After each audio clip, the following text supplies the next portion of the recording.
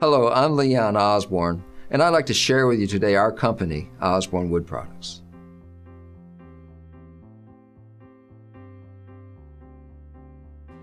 From time to time, people will ask me, why did I start Osborne Wood Products? I think back to 1978, 1977, when I was an employee at Webco, which was a steel mill. I was a first-class welder, and I really enjoyed working with my hands. But occupation was dirty, and it really wasn't a healthy occupation. And that is when the seeds started to grow in my mind, and I started to think about something in working with wood, a clean, environmentally friendly occupation. My father would tell me when I was a young guy that if you aim at nothing, you're sure to hit it. And every young businessman, like we were back in 1979, is faced with the complexity of the question, what are our goals? We looked at steady growth as having a greater value than growing faster than you could afford to grow, faster than you could maintain the quality or your dependability. And finally, we looked at the values of growing in a debt-free environment. And so we have started with financial integrity and stability and quality, and those remain the values that are very important in our company, even today, more than 30 years later. One of the things I'm most proud of is in 1994 we had a fire. We were struck by lightning. I was on vacation, it was the 4th of July, and I got a phone call, your business is burning to the ground. We drove all night, arrived at the business at 5:30 in the morning, and it still was burning. We met with the team. We had choices. There was insurance. We could have decided to cash in, not mess with this anymore. Do we want to keep going? Our team said yes. Were the members of the team up to the task? I am proud to tell you, they were, just as they are today. I remember back when I was a lad, 6, 7 years old, and my family would travel to Maine, where my grandparents lived. We'd visit my uncle, who was a very successful businessman. He sold international harvester tractors. He had a greenhouse. He had a hardware store. He had a feed store. He was Home Depot and Lowe's all wrapped up in one. He was an incredible businessman. And then my dad was a preacher, a minister of the gospel, and he was the real thing. My uncle shared some stories that were not very pretty. He'd tell my father about how businessmen who were Christian let him down. They didn't live according to the values that my uncle thought Christians should live by. And as a young man, I thought, if I am ever going to be in business, I want my faith values to be the fabric of how we do business. And so today, we ask ourselves questions about faith every day.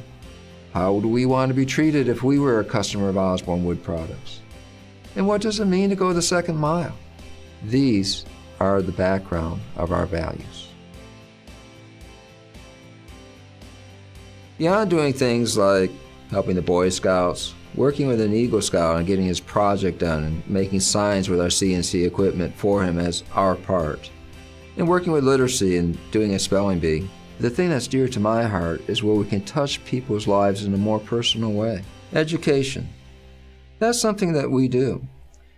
We have available to the junior high a program where they can bring out students and they can come and visit us. They can see what a job looks like.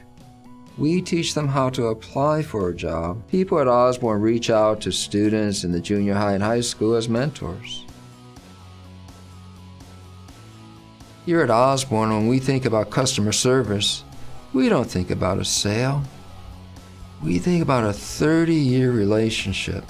A small customer, say $100 a month. What does that look like in 30 years? In 1 year, it's $1,200. In 30 years, that's over $30,000. When we think about things that way, is there such a thing as an insignificant customer? That is the backbone of our customer service. There's some things I'm excited about with our company that go beyond the continuous improvement that everybody's involved in every department, every day. But in the future, that's not enough to set ourselves aside from other companies. And so there's some initiatives that we have decided that are not only important for us, but we believe they're important for you.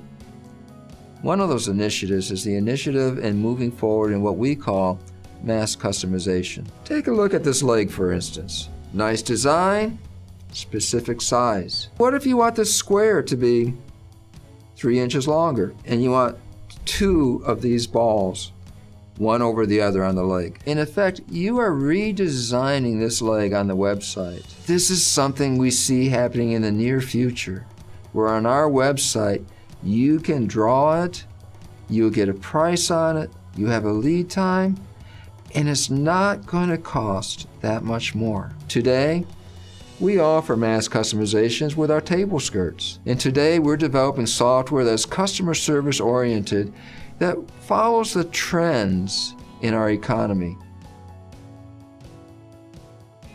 Leadership is caring. Leadership is friendship. Leadership is listening.